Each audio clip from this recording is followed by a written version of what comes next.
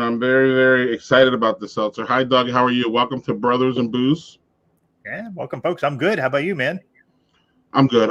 My red eye is from shampoo, Hmm. but it's not from. You should use some Johnson shampoo. Oh, is it No tears allowed, or whatever the Is hell. that soft in my butt too? Here you go.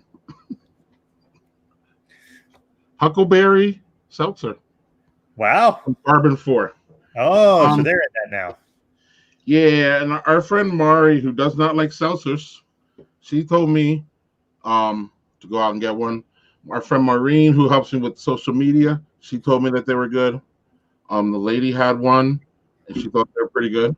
So here we go. Let's try it. Not bad. So what's the huckleberry flavor? What would you say that reminds you of? Because I don't know what huckleberry tastes like. All right, this is the best seltzer I've ever had. And the reason is because it has some flavor to it. I can taste the huckleberries. Grapes, kind of, but not wine. Fruity, but not too much. It says enjoy in moderation. This thing will go down really fast. It has some body too. I think two things that people miss in seltzer are body, beer people, body and taste. And this is body. And I don't know, man. I think it's kind of a hard sell for beer people sometimes, Doug, because we look for big flavors, especially like you and our guest tonight. Yeah. He loves the big flavor beers. You love the big flavor beers. Clearly, I'm there. So these are, I don't know, man. This is refreshing, quick. I'm going to go. I'm going to jump in. Wow. Jesus, man. Well, not the whole. It goes down fast, though. Yeah, that's kind of the point. That's the thing. If it's light and it's crisp, then that tends to do that. So I'm going to go with something light as well. From our good friend Paige and Rick, they sent me something from Omni. This is a Peelin' Lime Gosa. Which, thank you, Paige, for that, because much to Greg's chagrin, I'm a Gosa fan. In my dirty glass, it goes. Did Paige know that you were a ghost person? She did not. I don't think so. That's nice. Clear and crisp. Looks good. She might. She's tuned into the show more than a few times, so she might have picked that one up. Might have picked that up, but yep. A little bit of lime on the nose. Definitely more of the salt scent.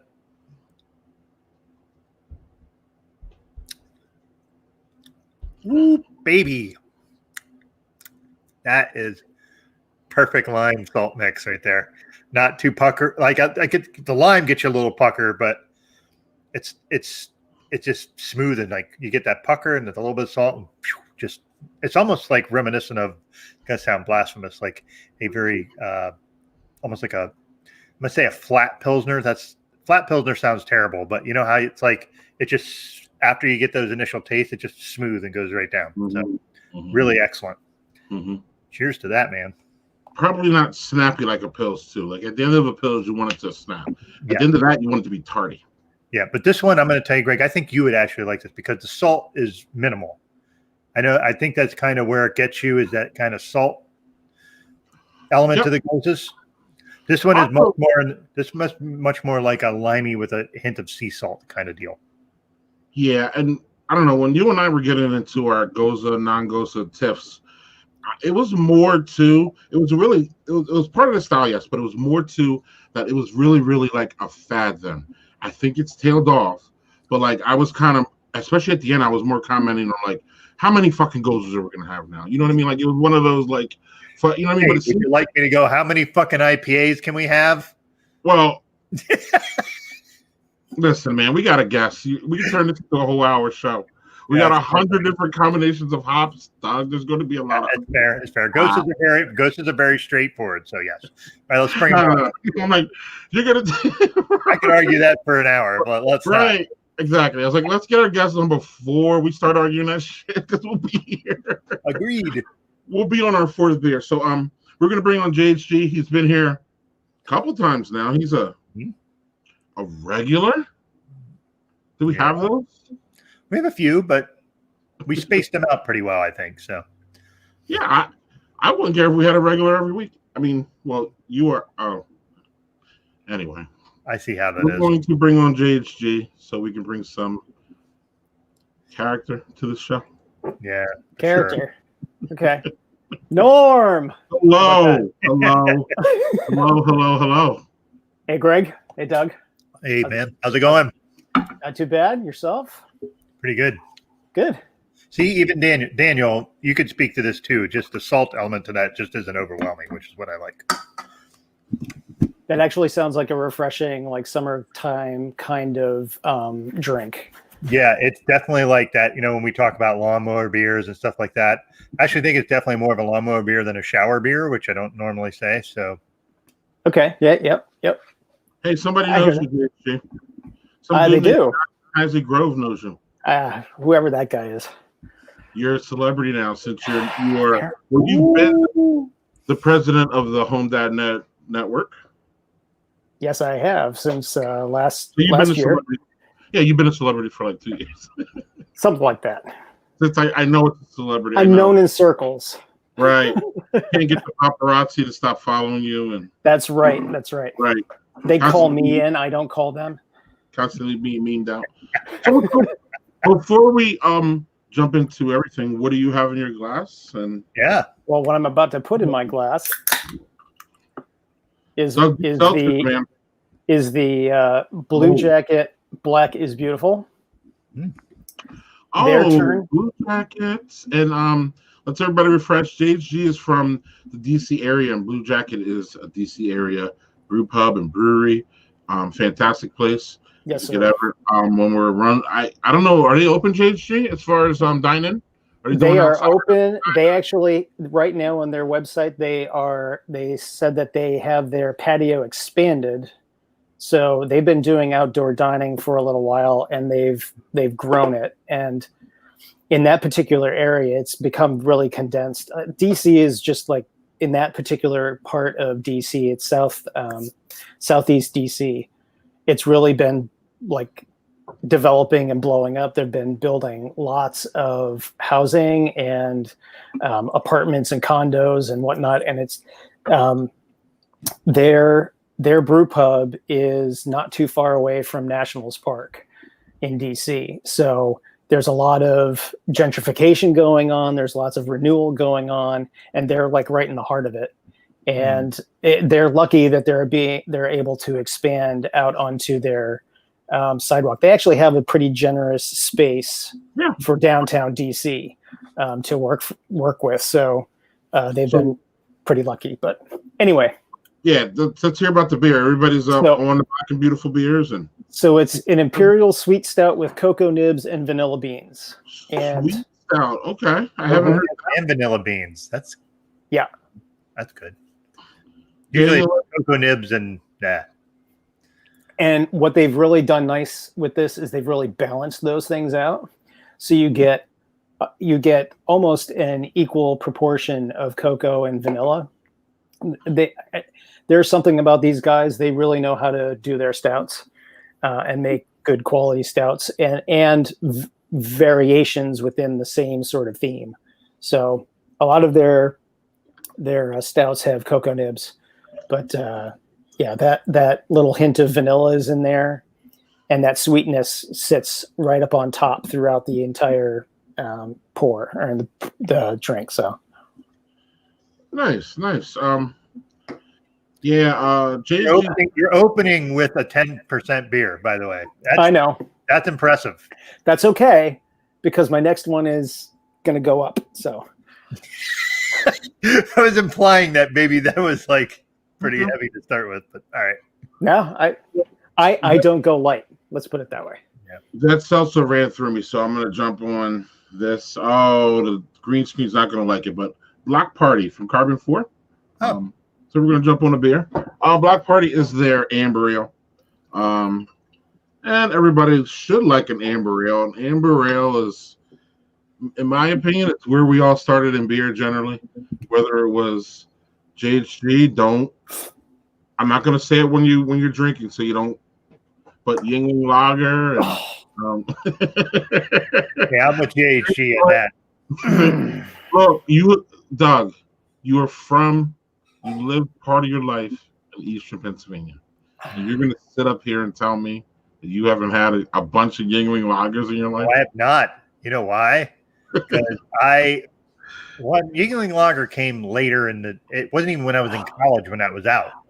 You wouldn't drink Yingling. You were drinking shit Yingling. You were drinking stuff that was like Schlitz.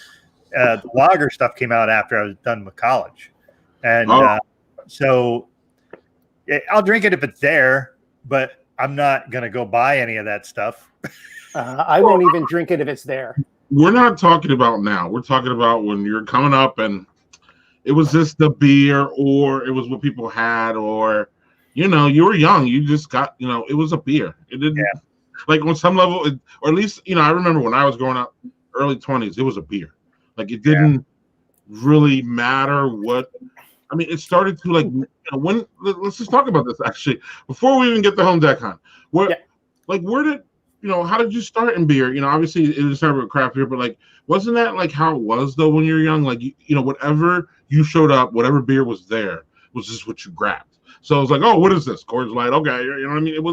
There wasn't a directed thing until you didn't have a discerning palate. You weren't trying to find or it was just about consumption. Well, it was into my middle 20s where I really got the like, I don't really like that shit. I'm not doing it anymore. Like, you know, and I would make sure then I would call my friends. What do you have? Oh, I'll just bring. You know, do they have lager on tap there? You know what I mean? Well, that's will always be the question. So was there you guys relate to me, or was it always like, oh, I'm not drinking that shit, and you always gravitated to one? Doug? In the college for us, like Rolling Rock was a big thing. And the reason Rolling Rock was hey, that's just as bad as Yingling for sure. Oh, they're all bad. They're all bad. But the other thing was Rolling Rock was super freaking cheap. You could we would get a keg, a half barrel for $21. This is in the early 90s, by the way. What? Wow. We would get or was it a quarter barrel? But it was like a quarter barrel, I think, for $21. That's a lot of beer. And what we would do is like, and I was at a fraternity, so everybody would give $1 or $2, and everybody drank. Right, and there you go. Like, okay, well that sucks, but and then the worst that we had was one time we had a party and everybody we had peels. Have you ever had peels? It is the grossest beer I've ever had in my life. Really, I mean, it is just you would get a 6-pack of Pounders for like $2.50. It tasted terrible. That was probably the single worst beer I've ever had in my life. I left you speechless, Greg. This is no. I'm JG. So how did you? You know, real quick, and then we'll get to homedadcon. But you know, were you like us, where you just showed up to the party and it was like whatever was there, just handed it to me, and it was just more. The beer was like more. Not that it's not sociable now, but it was more of a. You know what I mean? You'd always just take what they gave you, right? Right. Yeah. I mean, my palate was not discerning. I didn't care what it was. I would, if you've got it, I'll take it.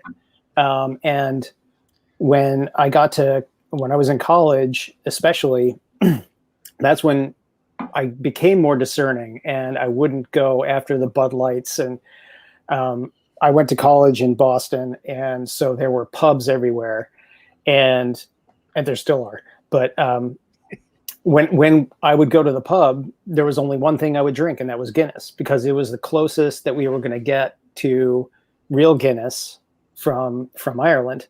So all right, Paladino, you bastard.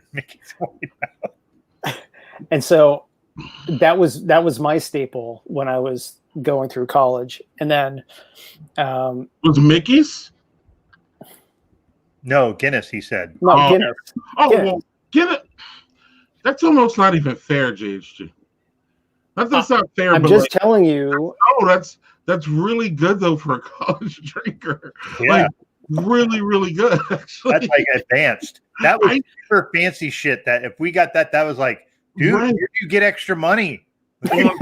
on top of that, was those days where I was quote scared of dark beer. I thought it was like because I don't like dark beer, like, people do this with wine all the time. Right. I like white wine. I don't like red wine. You haven't tried the 6,000 vintages of red wine. You know what I mean? The 6,000 different grapes that you can have. Or wine is really, really.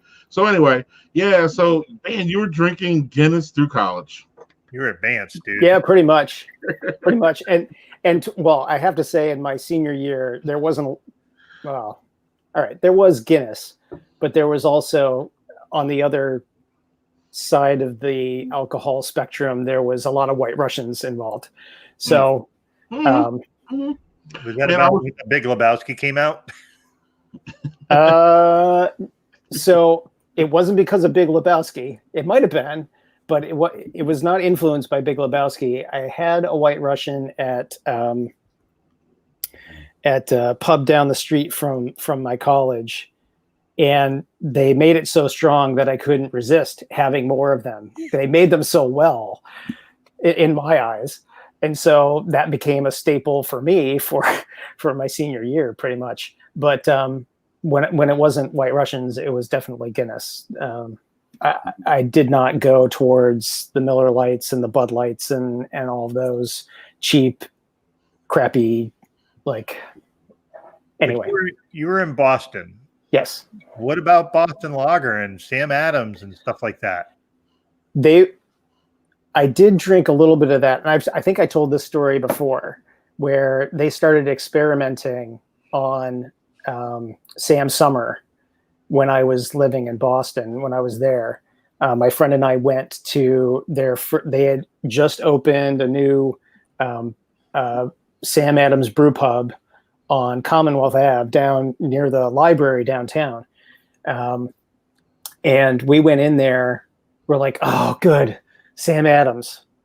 So we walked in and we were like, what is this Sam Summer thing? Never heard of that. Let's try that. So we ordered up 2 of those, and within a sip, we were done, because it was like drinking lemon fresh joy. We could not take the hard-hitting lemon flavor that it had. Now, they've certainly had plenty of time to work on it since then, because this was back in the mid 90s when they were rolling it out. So I've been able to, my palate has changed enough that I can appreciate some of those kinds of brews where they're adding different flavors and they're experimenting with it. But back then, that was like a shock to the palate. No one had really been doing that at that point. What you got there, Greg? That's the Block Party Amber Ale. This is a wonderfully tasting Yingling lager. If lager tasted wonderful, it would be like this. But this is an ale though. But it's it has all those wonderful cracker and caramel flavors that we like from an amber. I think a lot of people love ambers. And I like when craft beer breweries still do them, even though it's like, like a throwback. I was thinking of when you were drinking Guinness, I was drinking Killian's Red and thinking that was good. So again, that's why I was like, yay, Guinness, because man, I didn't roll with Guinness back then, man. I was scared of it. Yeah, but there's also that thought that, like, man, Guinness, that's for like the freaking hardcore alcoholics. Right. Like that. Right. Oh, no, it was that's too heavy. I can't drink that. Let me drink something light.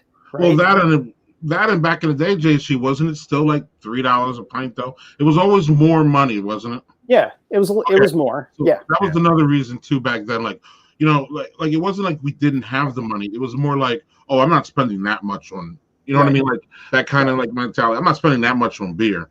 I'm not 17 beers with that price. I wasn't sitting there getting like 4 or 5s at a sitting. I was like 1 or 2, but it was, if I felt the desire for it. And Doug, to your point, being in Boston, yes, Sam was if there was a fallback, Sam Adams was the fallback, because that was a consistent, good lager that we could go to if we didn't want a Guinness.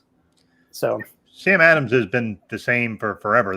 That Boston lager, it's consistent as fuck. You know what you're getting. Mm-hmm. So, exactly. Boston beer, man. I could go off on a tangent on that one, but I'm just gonna let it go. Are you We should do that one time. That we should, but not a bad, a good one. I'm going to bring out my Black is Beautiful beer since I all right. This is from Finback, which is in New York City. There's a Long Island. Sorry. Anyway, it's their Black is Beautiful. It's the Imperial Stout with coffee. They did an Imperial. This one is, trying to see. So it's in Queens, by the way. I couldn't remember where it was. This one is 9%. So not quite as heavy as JHG's, but I started with a Gosa, which was very light. So. Hey, if any of y'all want to read some of Doug's writing, check the link down here. Scroll. Yeah. Cool. Boy, Jeff Bogle. Look at that. Yes, our friend Jeff Bogle. Everybody knows Jeff Bogle, and everybody loves Jeff Bogle. Yes, sir. I like that look. And I got the glass too, baby. Nice. You got the glass. That's what I need next. That's what I need. I know. I need the glass. Add to my. Yeah. Well, Jeff Tepper posted in a group of, I think it's 17. What was the name of the brewery? Greg, do you remember? Because I can't remember. 17. Oh, what? That sells the glasses? Yeah. No idea. Yeah. That's cool. I like. There's 17 in it. Yeah. That logo on the back is badass. It is. Agreed. So, the whole damn thing is badass, but how's it taste? Yes. So, very heavy into coffee. Oh. Which I'm not generally opposed to because I fucking love coffee. Right. But it's really balanced well with the Imperial Stout, like that. You know, Imperial Stouts get that kind of very, very boozy kind of flavor. Mm-hmm. Definitely, the coffee is the overriding taste here. And chocolate. Very little. Very little. Chocolate is not one of the ingredients they listed. So, but man, this is what's the 7%? 17% is the company that releases the glasses. Oh, yeah. Thank you. Right. I don't know if you saw our boy Brock was saying that he was drinking yards of Hefe and pints of Guinness. So he was out of the thing too. That's good shit. Well, I should say that when I was in college, like Guinness was like, if you found that on tap in a bar, that was like, great. What the fuck is that? Like, it was like finding Bigfoot. It really was. It was not what you saw very often when I was in college. Are you kidding? You'd stumble to the next pub and you'd find it in just about every pub in Boston. So. Not where I was. Man, I could have did early college for better than that. Oh, pub crawls would have been amazing. Anyway, but that's a super tasty beer. The lingering afternotes are very coffee. It's like having a really good, strong, dark cup of coffee with some beer flavor. Yes, sir. So, very nice. Actually, we got a new segment. I think you guys are going to enjoy it. Maybe I'm going to enjoy it. I know that. Well, clearly. Do I need to drink the rest of this beer really fast? No. But actually, we're going to do it a little early. Now it's time for a sponsor. JHG is the president of the At Home Dad Network. The National At Home Dad Network. Listen to what he said, not me. Even though I was about to brag that I believe I am still and will be the longest sitting board member of that organization. 7 years. Oh, yeah, I think that's yeah. So I should know a little bit about it, even though I don't know the fucking name. So it's all good. It's all good. I got the man here to tell me what's up. But JHG, if you want to, I hear you might have some announcements for us. I do. HomeDadCon is a convention where a bunch of at-home dads meet up every year. In 2020, meeting up with people is not what's going on. That's correct. You want to tell us? That's correct. So unfortunately, because of fuck COVID. What was that? Fuck COVID. Okay, so because of COVID, HomeDadCon 2020 in Cincinnati has been postponed due to the great managers at the Embassy Suites River Center in Cincinnati, we have been able to move that convention, and it's the 25th convention, to 2021. So that's on October 15th, 14th and 15th, and Brock is here so he can correct me. But in its place, as Brock is telling you right now, DadCon at Home is happening on October 10th to take its place. What's DadCon at Home, you might ask? Well, it's our virtual convention. And so we are still going to have speakers. We're going to have breakouts. We're going to have some social time, but we're going to do it all online, just as everybody else has been, sort of forced to be in a virtual world. We are moving the convention virtual. But I am excited and happy to also announce the two speakers that we have this year. I have to say we've been talking with these guys for the last couple of months, and we're very excited to have them coming on. So our opening speaker is going to be Dante Palmer of Squat for Change. And for those of you who don't know Dante Palmer, he is the guy that his son took a picture of him squatting in a bathroom, changing his youngest diaper because there was no changing station in the bathroom. And so that caused a lot of awareness on just the everyday struggles of dads trying to take care of their kids, and sort of sparked a movement. So he's going to be talking about the global movement of Squat for Change, and how the ordinary can create change within his own household and the community and around the world. So we're excited to have him coming on. And I am also happy to say that Dante did say that he would be looking to come to Cincinnati in 2021. So we might have a double appearance of Dante, which is fantastic.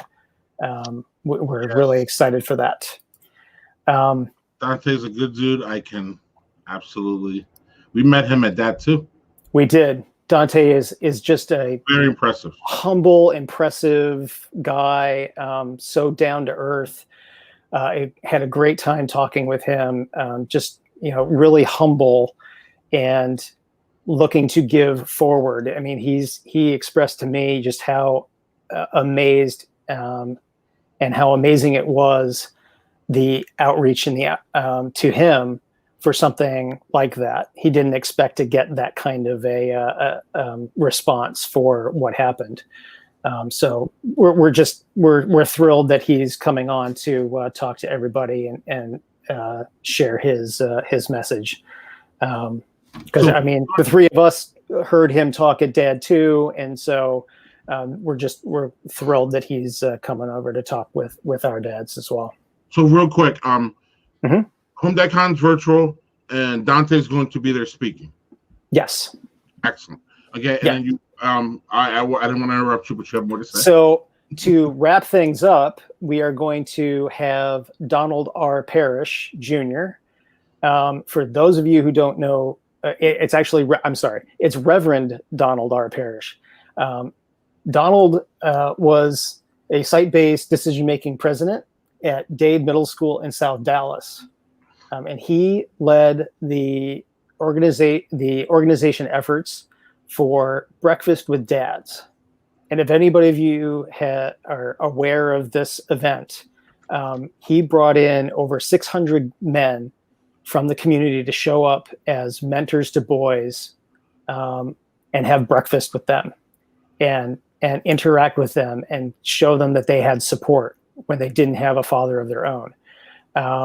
So we've asked him to come and talk to us about the importance of positive male figures in kids' lives, and as well as the importance of positive male figures in the community. And that one event, there we go, is just a great example of, the power that a dad can have in the community outside of the home. And we're really excited. When I first saw this, I don't think I was even part of the board when this happened. It was 2007. Yeah. I might have just come onto the board actually in 2017. And when I saw this, I was like, oh, we've got to get this guy. We've got to talk. We've got to have him present something, anything, because this is just a great story to be able to get dads from around the community to come in and support the kids like that.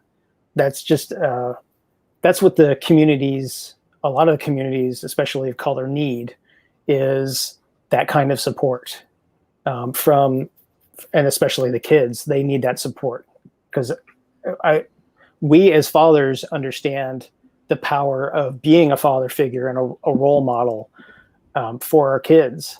And when you don't have that at home, not that moms aren't role models, because they are, but to have a male role model for boys can be especially helpful. So we're just excited to have Donald be coming and talking to us as well. Sounds like you guys got a pretty full fucking slate for that. That sounds awesome. I mean, we're really happy to have these guys coming on and bringing a message that, quite honestly, a lot of us don't hear, and we should hear, especially given our times right now. We definitely need to hear these kind of stories to create some more community and some outreach outside of our homes, where it's especially difficult to do that right now. Well, excellent. What was the date again? What was the date again? I think you showed it from Brock. What's the date again for the virtual HomeDadCon? The date is Saturday, October 10th. And actually, we are going to be having what we have been slating for the last 5 years, a convention eve. So the night before, we will have a social gathering online. So guys can meet up, we'll talk, and we'll just sort of shoot the shit and get to know each other, or meet up again if we haven't seen each other in a while, much like we do when we're meeting each other in person at the convention. And, just have a casual time before getting into things the following day. And then at the end of the day on Saturday, we will have another social wrap up. We'll do that again. Brock and the social media guys have been working really hard on having social hours for us, because we're trapped at home so often. A lot of us can't get out and see others and be around others. So we've tried to create that vehicle for dads around the country to come together and just meet up and hang out and decompress and vent and whatever else. So we're happy to extend that at more of an official gathering. It's $50. There is some money involved, but that money helps to support our organization, as well as goes to actually having the virtual event. Yes, sir. All day in my underwear. Are you pointing the camera down? Oh, it's just gonna be like that, man. This is the setup. You. I just.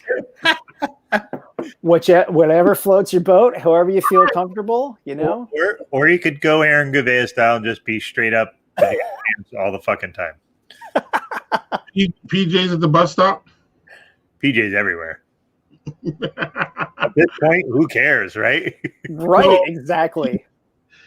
So before I get to my new segment of the week that I'm very excited about, it's time for me to reveal my Black is Beautiful beer. I had it on last week, so I wasn't going to be outdone by both of you having a Black is Beautiful beer and not having one. So I gotta pull out the one that I had last week. But this is the only one, or this is the only black IPA I have seen. Everybody has taken the everybody's doing the model, and I remember, and that's cool. But so this is a black IPA. I had it last week. It's fantastic. It's from one of my favorite breweries in the whole wide world. They're not even on here, Delta Beer Lab. I love them because they're social as hell. I'm sorry, they're what the other side calls social justice warriors.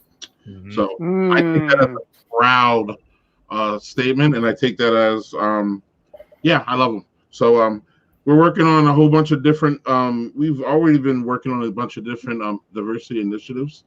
So COVID kind of washed them out, but COVID's going to wash out, I don't want to say it that way. So somebody you know who says it that way, and I don't want to say it that way. So, I'm just gonna pour my black IPA, and I'm going to say here that so I've gotten this new fascination. If anybody follows my Twitter feed, I know where you're going with this shit. I don't. I follow his Twitter feed. I have a. Everybody, hold on here. We're about to go to the. Yeah. Let's both. Oh yeah, I knew it. Yeah. This one. Outside? No, sir. I'm here with my boyfriend. I'm accompanying him. I'm here. I got my mask on. She's not. Are you gonna get a license?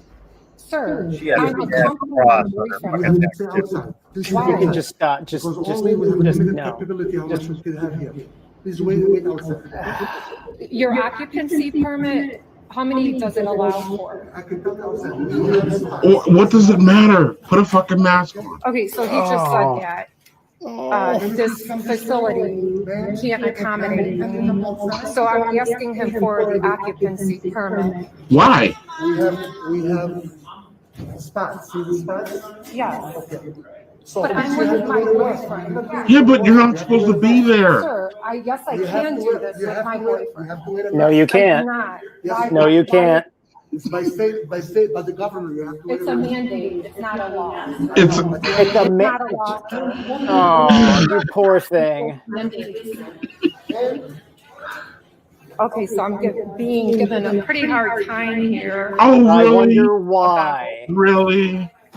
Not being able to stand next to my boyfriend. Are you that insecure you can't be?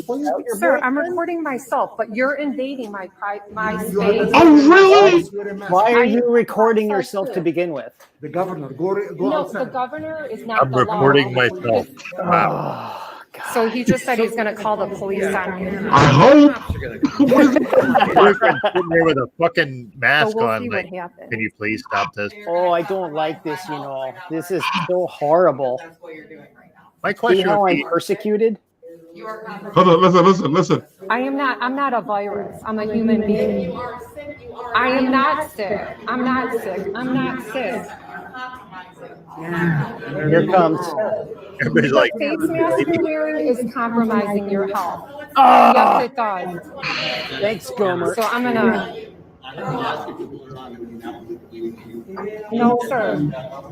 So I have a customer here telling me to leave. Okay, so the initial question is, before we get into the initial question is this shit happening more now, or is it just because we have cameras? And it's the same question, in my opinion, as the police brutality. Is it happening more, or are we catching it more? Jade, we're catching it more. and I say that because this is fantastic, because this kind of segues into what I wanted to talk about before ever coming on here, but it's only because there's more of the handheld camera available that now it's becoming a weapon for some. It is becoming a tool to say, I am being persecuted. See how I'm being persecuted for being belligerent in front of everybody else who is asking me to leave or put on a mask, oh, how dare they? I posted this, and it's a righteousness. It's a self-righteousness that particular person has, where she thinks that she is just immune from not only COVID, but any sort of criticism, any sort of rules or laws or anything that infringes upon other people's personal safety. Okay, so your answer is it's not happening more. We're catching it more. Yes. I'm in a complete agreement on that. I think we talked to After Beer Chick about this. It might not have been on the show, but it might have been like offline. After show. Yeah, and she was just like, no, shit's been going on for forever. We see these fucking dickheads all the time, and just now we're able to record them. And right. To your point about like when you're talking about the police brutality, did you see the video where the one guy was like, this is the first time I've ever been pulled over by police where I had a white woman filming it to make sure she could capture, and it was a black guy, and he was just like, yep, this white woman was doing that, and I appreciate the hell out of that. And I'm like, this is good. Hey, you should hold people fucking accountable. I mean, right. I don't know. Yeah. I think this shit has been going on for forever. I mean, I'm a white guy, and it just kind of been brought more to my attention because it's not something I've ever had to deal with. So Karens have been stomping around, bitching at managers, screaming and hollering, berating people, calling people N-words, all that. That's been going on forever. We just haven't been able to like snap video it. I'm going to tell you, someone who worked in retail for a long time, Karens have existed for fucking ever. I mean, there's always something to bitch about, right? I got from people like just, oh my God, it was. Well. So and Andy is right here. That's attention seeking. She wants to be the victim. Yes, because a lot of these Karens are like, oh, you're going to be on Instagram. Oh, okay, I see how this works. So, like, you know what I mean? Like, sometimes when they have the camera and they're like, oh, they're not letting me in because of masks, but I'm putting this on Instagram. You know, you guys are going to be on YouTube, on my YouTube channel at YouTube/. You know what I mean? Like, right. Sometimes it's so transparent that they're just looking for. Because she even said, she was like, oh, I'm just here to accompany my boyfriend. But what are you really there for? You don't have to accompany him. And I don't know if you saw, he was like this. He's like, I got my mask on, and she's. I don't know if you saw that. You want me to play it again? Oh, totally. No. Can I say I really want to have like her film their relationship? I want to see that dynamic, because if she's acting like that out in fucking public, right? See, watch. Can you please stay outside? No, sir. I'm here with my boyfriend. I'm accompanying him. I'm here. I got my mask on. No, you put her over there. That's her thing. My boyfriend. You have to stay outside. That is totally that's her thing. I don't believe in what she's doing, but she's here. Right, and we were talking over it, and I wanted to talk over it, but I don't know if you also heard. He said that, oh, you're going to get the cops called again. I don't know if you heard that. Yeah, I heard that, where he said again. Right. He's like, really? Are we doing this again? Right, yeah. I'm not going to disparage other people's relationships, because everybody's fucking different, and everybody finds ways to make their relationships work. What is that? Sorry, what is that? I'm going to wear a mask because that's what I should do. And she's like, no, I am coming in with you. I've got a mask. She's doing her thing. There's like, really? There's certain things when you are with someone, whoever your partner happens to be, if you have one, and they're doing their thing. Their thing should not be endangering other fucking people because they can't put Thank you. Thank you. Their thing. Right. Thank you. See, there are Karen videos, but there are ones with layers, and I like that one because it has layers. Like, it has like being an idiot. Yes, she's being an idiot. Yes, we all got that. But like, like a blooming onion. Like this, Then you have like the people in there like, look, lady, you gotta go. Like, and I don't know. I thought they were all respectful to her at some point. As respectful as you can be. Right. What you say, Doug? Right. They weren't dicks. And to your point about layers, the Jesus Christ yelling lady in the aisle that you showed the other week, that was no layers. That was a freaking lunatic. Yeah. Oh, she was fun. We got to bring her back.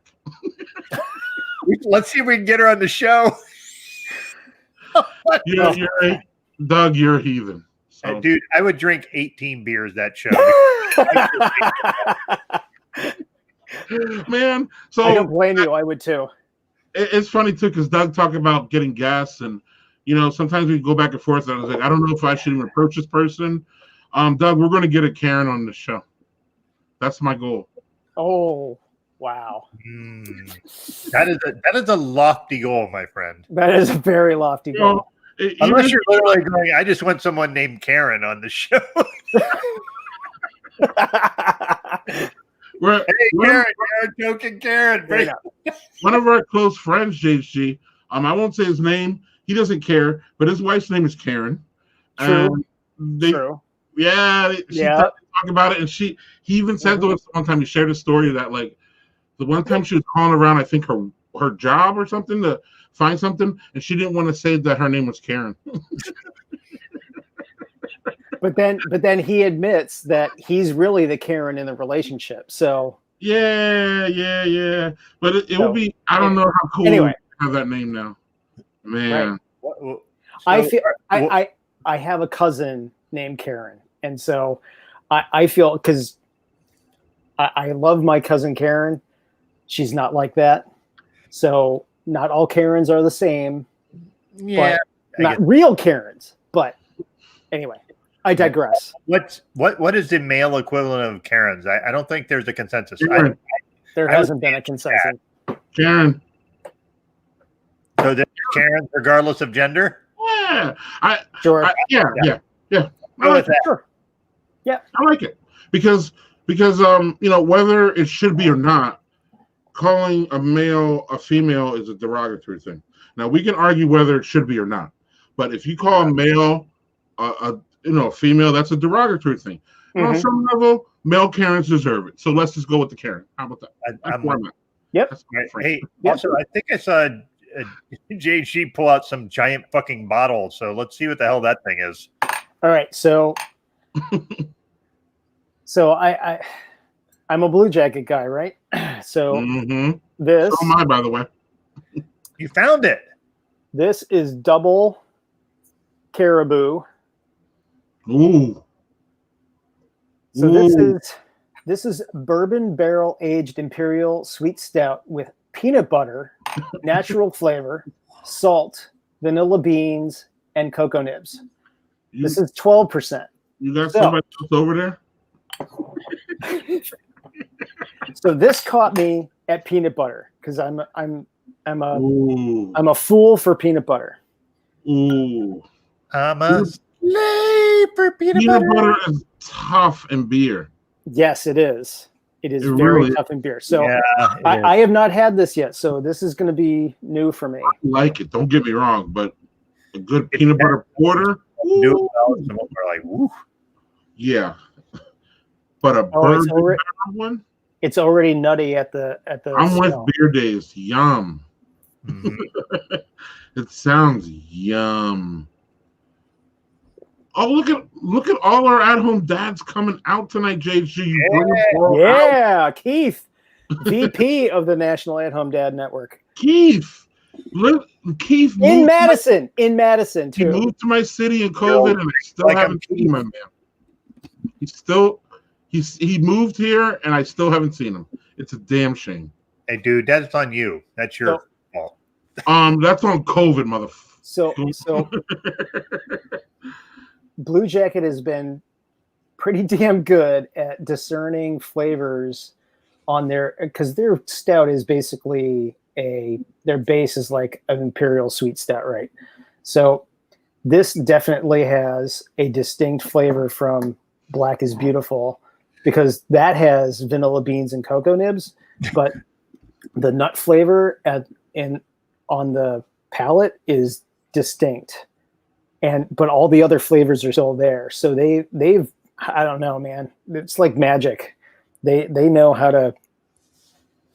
All right. So you're saying that you're getting peanut butter, but you're also tasting that vanilla and that chocolate cocoa nibs? Yeah, that whole that mixture of flavor is definitely there. You can discern it, but it doesn't. It's, how do I describe it? It's not like, oh, there's the cocoa nibs. Oh, there's the vanilla. Oh, there's the peanut butter. It's all there. It's all there at the same time, and it's not overpowering. I don't know. That's just. I might be having more of that later. So it's definitely not a situation. No. Over there. That's your thing. The cocoa nibs are over there. Cocoa nibs are here with vanilla's here. Peanut butter there. That was a very Drake-esque thing. Like, look, I got my mask on. She's. Oh God! Somebody needs to do a meme for that with like Drake. That for her. Oh my God, that'd be awesome. So, Doug, we're doing that every week. Yeah, let's do it now. So if you find a Karen that you want to show on the show, but no worries. This is an evening. It's like not evening. It's like once every 3 nights me and the lady go through. And she's like, have you been through the Karens? No. We just sit around the computer. And you guys know when I do it because I post every single one on my Twitter. And the reason I do it is because I believe these people should be outed and shamed. So, period. And Agreed. that's how I did. I'm not trying to justify their behavior by putting them on my Twitter. I am exposing them. And a lot of times, too, especially if I get there early, some of these people haven't been exposed yet or haven't, like, they're like, you get on Reddit and it says 3 hours ago.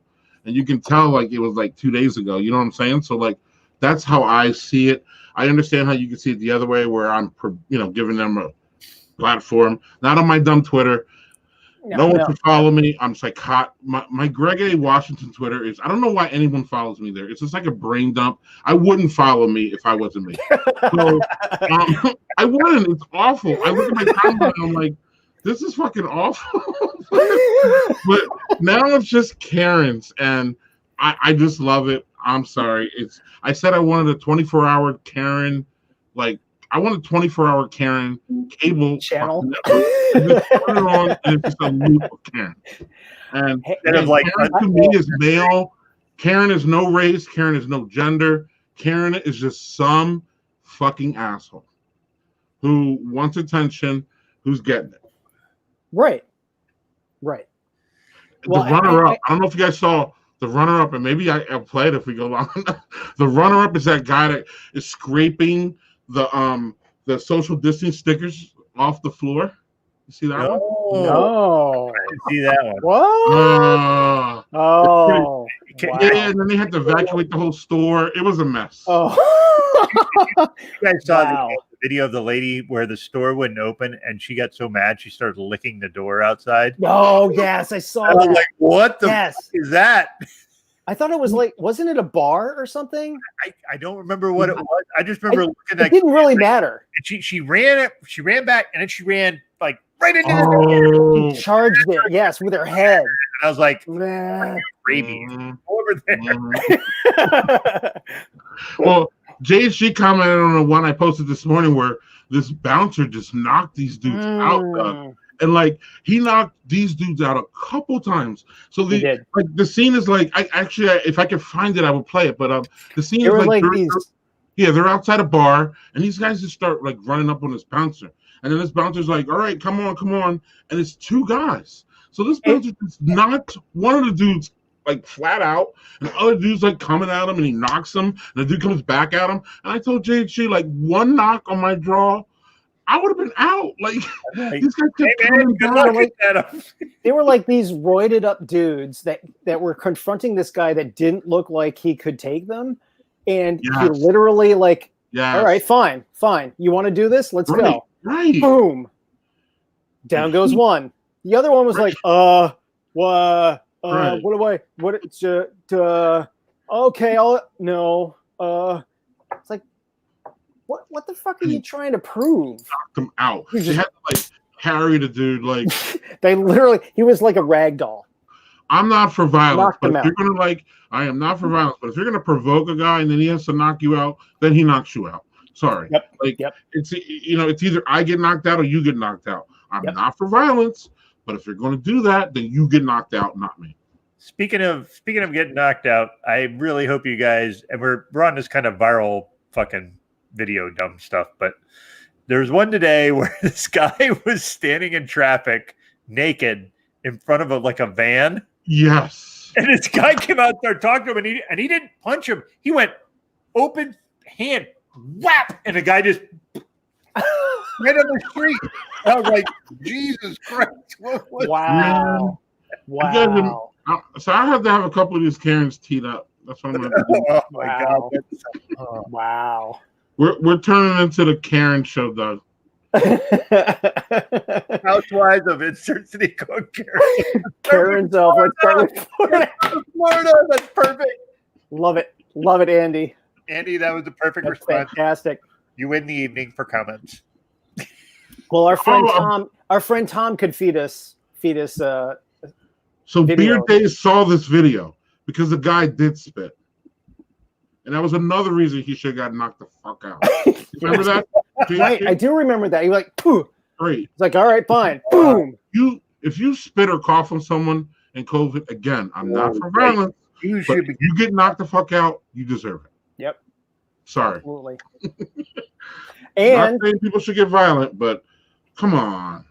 I'm sure it's happened before because spitting was horrifying before COVID. What are you doing? Yeah. Right. Like caught on camera because people have cameras when they didn't before. Yep. Yes. Going right back to it. Yes, Karen, UFC, all Karens all night long. That would be the worst fight to watch, though. It'd be two people fucking each other. Arguing. They'd be arguing over the rules before they'd fight. Right. Is there a manager here? I don't like this fight. Can I speak? All right, Doug. We're doing this shit every week. It brings laughs. It's funny. My God. It's done. And there's more than enough material to keep us fueled forever. Sadly, there is. Yes.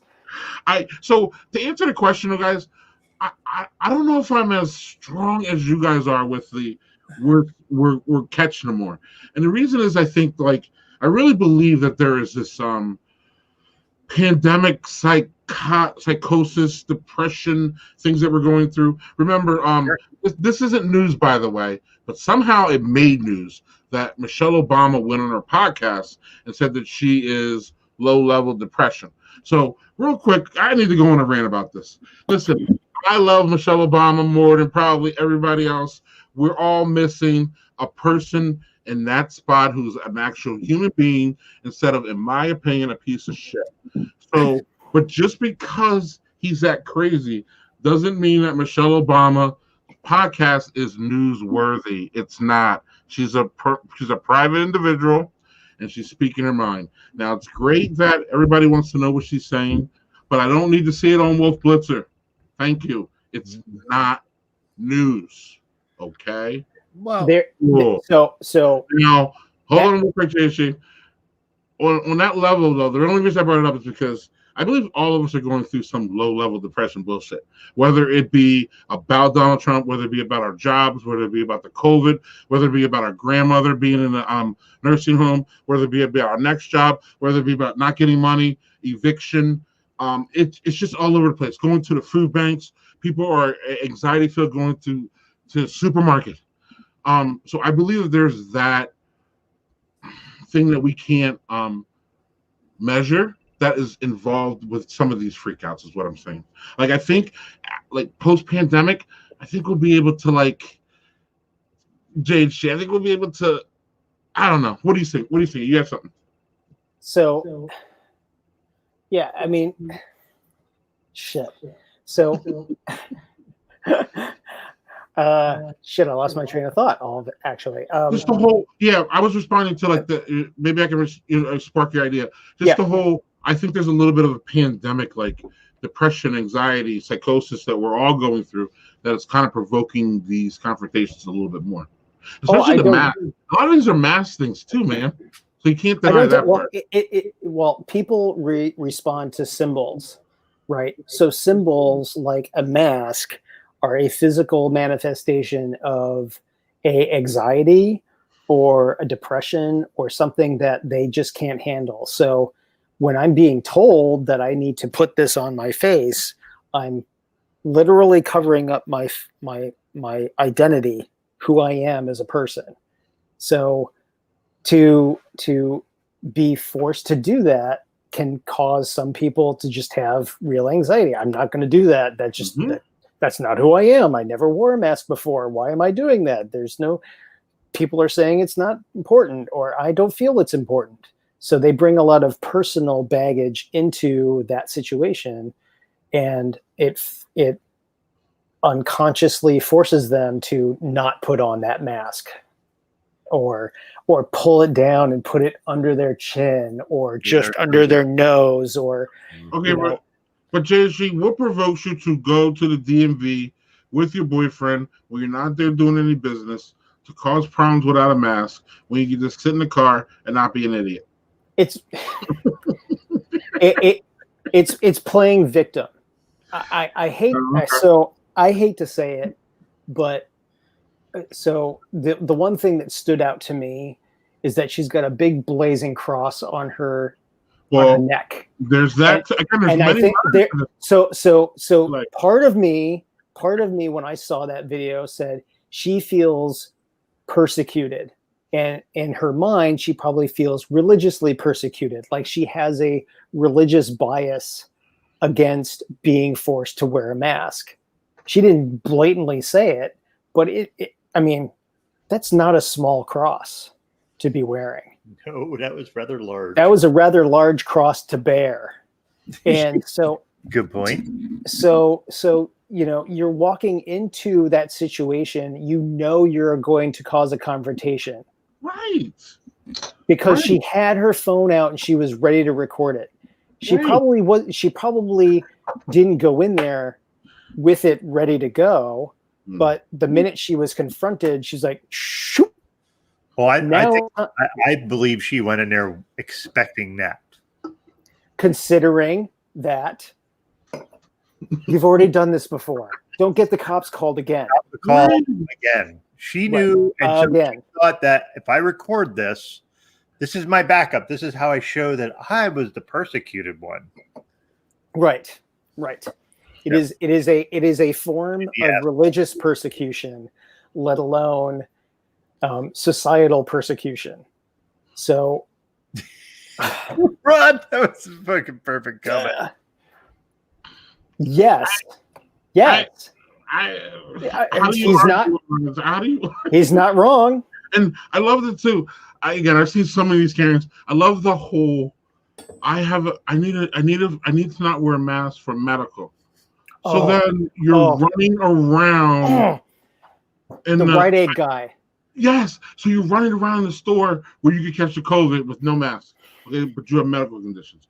And then you won't use the curbside. Like, use curbside. And then the one lady was like, yeah, but I have things. I have personal items that I have. Did you hear that? Right. You hear that?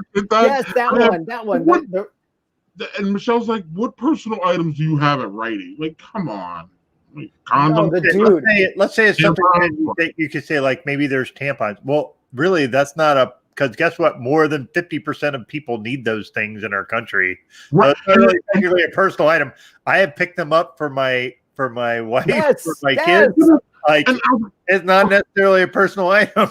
No. 50%, right? 50% of people use them, and 40% live with people who use them, and then the other 10% are gay men.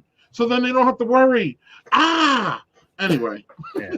Hey, can I get to my third one since we're an hour in? No, because Karen takes over everything. Oh, she wants to speak to my manager about what beer I'm having. Okay. Can I speak to the producer of this show?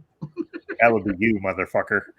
Who's on the control board? This is what I found, which was if it's Central Waters, I'm picking it up. Brandy barrel barley wine ale. Barley wines are super hit or miss with me. This one is 12.8%, so I'm catching right up here with you, Doug. Yeah, so this is not like Paige and Rick sent me a different one that's called me old fashioned. I'm gonna have that in another show. This one I found, I was like, well, I'm gonna have that. So let's pull that puppy open and see just how potent it is. While you're doing that, we have this. See? There we go. Yep. Bring my little Duvel glass. Ooh, look at that. Minotaurs and all that. And while Doug pours that, that's the fucking point about the mask people. Yes. They are more likely to have the fucking COVID because they're not wearing a fucking. Yes. Look at all the places where masks aren't mandatory, they are suggested. What do the numbers say? Anyway, Doug. Anyway, Doug. We're gonna go a million miles into that JG because right. I know. I don't think any of us are like in disagreement on this particular fact. So I'll steer it in a different direction. Go ahead and tell us. I love it. Look at Keith. Breathe, Greg, breathe. Breathe, Greg, breathe. Perfect. All right, so barley wine, enormously sweet. Got the barley wine flavors. The brandy is almost like an afternote. I was wanting that to be a little more prominent to kind of, take over the barley. Like I said, barley wine is just like really aggressive flavor wise for me. And this is someone who likes high gravity beers, but I wish I would have taken this and cellared it for a year and kind of mellowed out the barley wine flavor so that I could have more of the brandy flavor. That said, for what it is, it's definitely is right on with the style for barley wine, but it's not my favorite personally because, like I said, barley wines are super hit or miss with me. And beer days, you might be right. I just pulled that out. I have a bag that I sit with a ice pack where I keep them cold for a bit. This might be better in 15, 20 minutes when it's warmed up. It could totally be that. Gotcha. Yeah, Beer Days runs the same circles as me mostly. He's southern Wisconsin. I believe he's more Milwaukee area. But Beer Days, you already know Central Waters is some of the best shit we got going around here. Yeah. So sorry, not that I think it was bad. And I didn't have any international beer. Neither did I. I can't keep up with the Beer Days. I need to, but I can't. It was National IPA Day yesterday, I think, right? Are you doing any IPA Day was yesterday. Yes, sir. Yeah. There we go. Yes, sir. I'm doing my Idiot Farm again. It's one of my favorite beers ever. Carbon 4. Seasonal double IPA. I'm pretty sure, Doug, I don't know if I'm gonna send you one of these. I have that milkshake IPA that I got in Maine that I'm going to be sending you soon. Actually, I have a bunch of beer I'm going to be sending you soon because I have a bunch that I need to clear out of my fridge. But yes, I have a fridge right below me. Is Master Chef photobombing? Master Chief, right there. Yes, you are correct, Keith. And I have a Halo 4. Victor sent me a Halo 4 thing that he got when he worked at GameStop. So. Halo is my jam. Doug, you know what you got to do? You got to do that. I'm gonna tag you. You got to do that. They rate your backgrounds now. Here we go. What a boring ass background that motherfucker has. I don't even want to know what this background is going to rate. Have you ever seen that though? They do that now. I'll be like this. They'll be like, boy, that guy's he has a decent beard, but his background sucks. Right. Well, you can improve it. Well, I will. Eventually, I will be building a podcasting place in my house at some point. But right now we have to remodel our kitchen and we have to do a greenhouse, and like I'm in the middle of 15 projects, so that's coming later. I hear that. I'm in the middle of a patio project, so I get that. Are you ready to drop some news on the show about a new podcast? No, not yet. Well, I that was a God. Fuck him. Yeah. Said like fucking 6 months ago. Like, yeah, I'm going to do this, but I have no idea what to do with it. So yeah, no, not yet. No, I understand. You're building a podcast studio, so the next thing I had to ask was, "What's coming, dude? Let's go." Anyway. Yeah, I'm going to turn it. Jay and I will be doing it soon. So nice. No. What? Oh my God, that's like the worst. Oh, ouch. Alcohol abuse. That's awful. That's just awful. That is the worst kind of alcohol abuse. Hmm. Yeah, well, that was not. I'm sure that was not intentional. I had a friend who was in Belgium and bought these very specific Belgian beers. No. And she walked out and she had 3 of them, and all 3 of them fell out of the bag and smashed on the concrete. No. And they were like, each of them was like $20 bottle beers. She lost $60 just whap on the ground in Belgium. Wow. Wow. That was actually her profile picture for a while because she was so sad about it. And I was like, smashed beer. And they were, I think it was from Cotillion, which is like so it's even worse than it's over here. It's over here. Yeah, the value of that beer goes far beyond what she paid for it. How about that? Can you bring that home? She was so stoked to have this beer, and she bought 3 of them. And I was like, and then 3. Right. So Beer Days tells this story, then of course he wasn't even drinking yet. You know what I mean? Like, like that makes the story right. It almost puts the icing on the cake. Like, it would be cooler if I was drinking. Perfectly bad. Right. So yeah, my fourth or 5th. Listen, man, this is like the White Claws. Once you do the claws, you don't call. Was it diversity clause? What? I don't know. My point is that I slammed this thing to start. Yeah, these seltzers, man. What was the AB of that seltzer, by the way? 5? I don't know. 4. I'm 4. Yeah, but you drank that, Greg. You drank that in like a minute. You literally did. Yeah. Yeah, right. You were just like, "This is so good." It's like water. No, Doug. I don't know. I think my Karen segment is going to. I think I want to retire the thing I don't want to think about. The problem is that it was too negative, and I don't want to be too negative. I kind of want to mix it. I tried my goddamn best to make it light. Or we could bring it back when I don't have a Karen. But to me, Karen is more. Karen brings more things. Quite honestly, like I'm with you, Greg. You have to put out those people. You have to expose that kind of thinking so people understand that it's out there. Because if you don't, then it goes, the attention is gone. You don't know that it's there. And then all of a sudden it creeps up again. I've had this long-running dialogue with you and others before. I have a cousin-in-law that is just he is in that Trumposphere, like alternate reality world, and Looney Tunes, and unfortunately, to make it even worse, he was one of the Sandy Hook was. Oh, he's not a. Oh, he is a Sandy Hook is.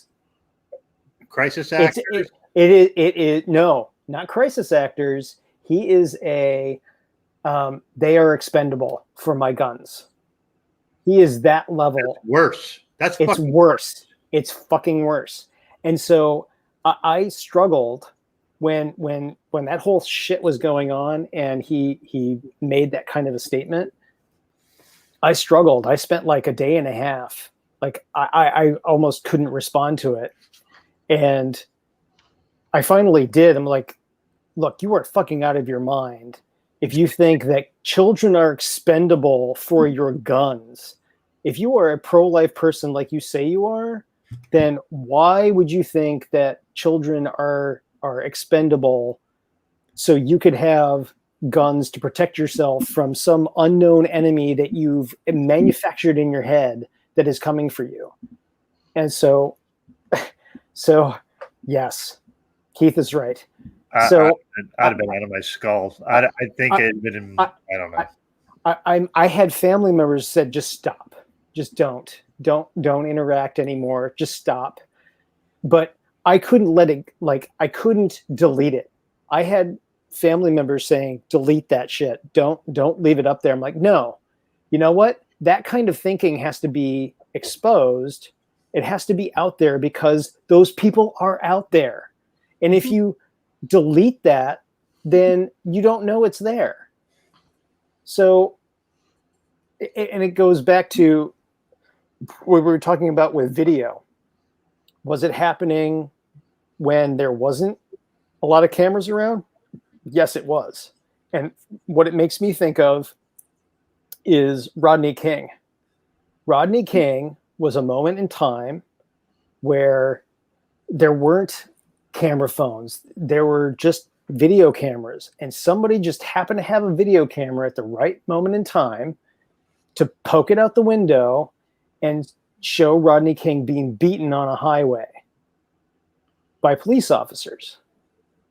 And so, you know, people think that all of a sudden some people think that this is not a ongoing occurrence, that systemic racism isn't a real thing. It's real. It's been happening for decades, and it just hasn't been captured like it can be today. So Rodney King was the start of that, right? And so Black Lives Matter as a movement is just a continuation of what's been going on for decades. Decades and decades. It's just, it's been manifested in a different form, in a different way. It's become more organized and focused on the atrocities and the brutalities that occur that people don't see.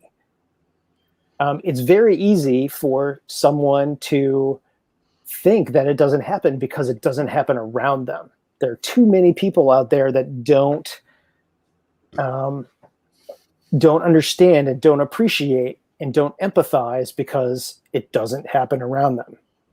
I can think of one person in particular that everybody knows that doesn't feel that way because it doesn't happen around him, and it didn't happen around him. And so as an extension of that, you know, there are places around the country, systemic racism has been happening for centuries. Right. Absolutely. But nobody sees it, so nobody understands that it's happening. And until you listen, you open nobody your ears. Sees it. Sorry. What's that? Some people who are white don't see it. Yes. Correct. People see it. Correct. You see it pretty hardcore. Oh, they see it firsthand. But but Greg, to your point, there's a few Black people who, for some reason, do not see it, and that always baffles me. There are definitely a few elephants that don't eat peanuts either. But you count them. What a great line! That's the best line in the show ever. There's definitely a few elephants that don't eat peanuts either. But they're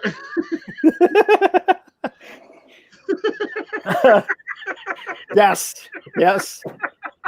Yep. Yep. She's Look like, at these fucking dipshits like Diamond and Silk, and they're like, yes, Oh, Kanye, Candace, Paris, oh, Omarosa, Ben God. Carson. I stood Okay. about fucking 10 feet from Omarosa, and I remember being like, I can't say anything to her because I'm going to get kicked the fuck out of this place if I say anything to her. Whoa. Sorry, JC. Wait, hold on. You were within 10 feet of Omarosa? Yes! I was at the Jack game because my brother-in-law got us fucking field passes to stand on the sidelines. And I swear to you, 10 feet for me is... And I'm like, holy fuck, is that Omarosa? And my brother's like, yeah, man. And then the guy who got us his ticket, he's a sales guy. Everything's a sale. Like everything is a fucking sale. Like Trump. Yeah. Right. But like a guy who actually has a bit of a conscience. He's but okay. He's also like, there was this very, very pretty blonde standing next to her with her husband. So he says, I'm going to go talk to them, this guy. And I was like, great, cool, go do that. No. And like, Omarosa was there with some guy she was dating. It wasn't her. She had divorced her husband. And I'm like, I don't give a shit about that. Is she still an asshole? And he goes, I don't think so. And I'm like, okay, I don't care. Like literally, I wasn't going to talk to her. What the fuck am I going to say to her? You fucking enabled this nonsense that we've been doing. She's an asshole. You were an enabler. And you can come out and say, well, I spoke up afterwards. Well, no, you kind of didn't. You did after you got kicked out. Rod's right. She got a book deal out of it. Great. Good. Yes. Now, where are you going now? What are you doing? Yep. That's right. I love that you called her an asshole. She is. Listen, if you're enabling that, sorry, in my opinion, the person in the White House is a fucking dipshit. And if anybody freaking supports him, then you're part of the problem. You are part of the problem. Doug, it was worse than supporting him. She said, and I quote, people will bow down to Donald Trump. She said those words. So she said those words. People will bow down. Like, I don't get, listen, man, you don't bow down? No. Yeah. Nope. Hey, no. Can I change the subject real quick? Because I don't want to spend all my time on that asshole. Move on. Did you guys see the trailer for the Netflix movie? And it was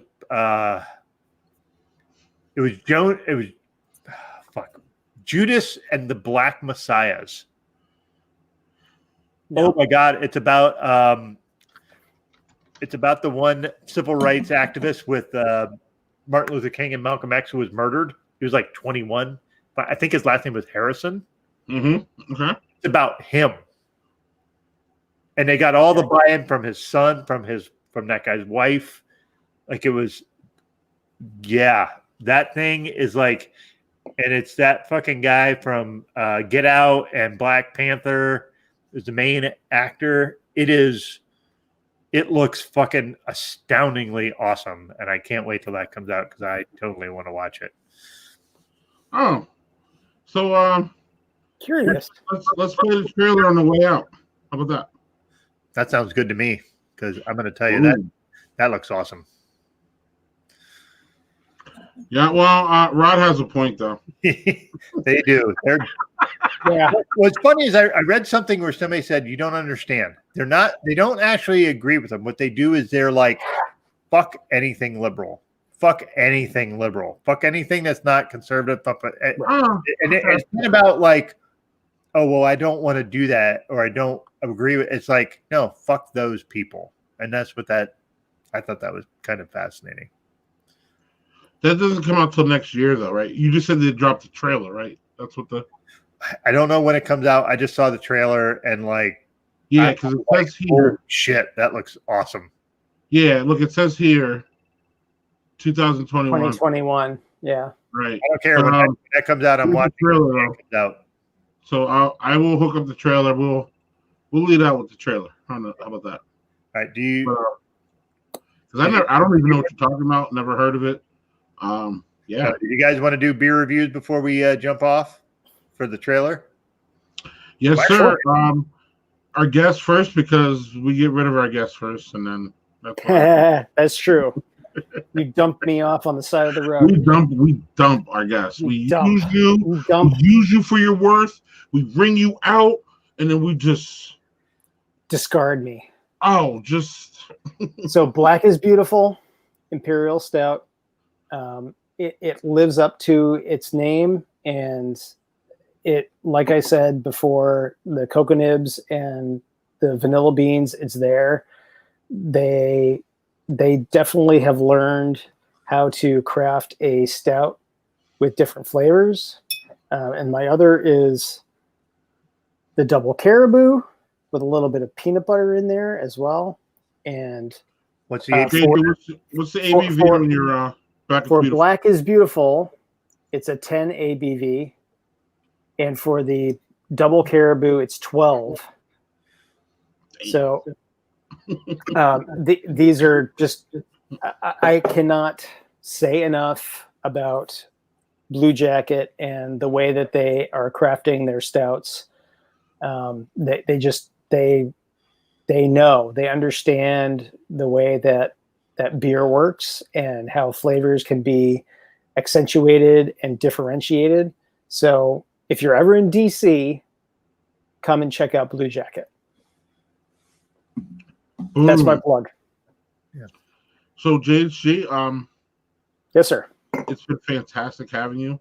We are having a football Palooza show soon. You're going to be invited there, so you can defend your Cheatriots if you want, or your Cheetahs, or we want, or we can call you the Cam Newtons now.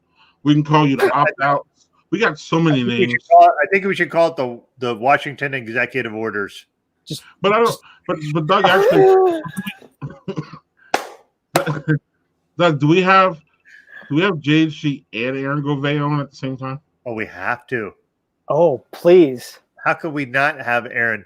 And I gotta say, Govey is like a fucking super crazy Patriots guy. I mean, there's not a fan that we have that we know of that I don't think is quite as nuts about his team as Aaron. JHG can be close. I'm just telling you. He's not that vocal, but I think if we got him on the stream, it might be too much. What would he wear his John Riggins jersey? I don't know what JHG is going to do. I'm just telling you though. I just think they're both crazy. Maybe you just wear a Smurfs. Govey's a little bit more like Govey's a little bit more outward crazy, but I think JHG's crazy comes out if you poke him a bunch of times. Oh yes. If he's on the show, I'm going to poke him a bunch of times. You know me too well. So I don't know, JHG, and we also got to have you back for our Saturday election eve political palooza. We're going to fight about polls. We're going to fight. We got to fight about something. Listen, I don't want to get everybody on the stream and be like, oh, we all hate Donald Trump. I mean, yes, we all hate Donald Trump. Yes. Right. But like, I want to argue. We don't have streams because we all get along and all that. Fuck all that. We can have a Zoom for that shit. I want to argue. So we're going to find things that we disagree with. And I think one of them is polls, where I love polls. And people are like, don't talk about. People are like, this will post. No. Here, you and I had this discussion before, Greg. It's not that Hold on, Doug. It's not just you though. Like, there's a systematic society thing since 16 where people run away from political polls, but they believe every other fucking poll. So I want to talk about polls though, because I know I'm pretty sure I'm an outlier in this, where I fucking believe polls, but I understand that there's science. And like, this shit is fluctuating. It's not something we can sit there and be like, this is going to happen because polls say it.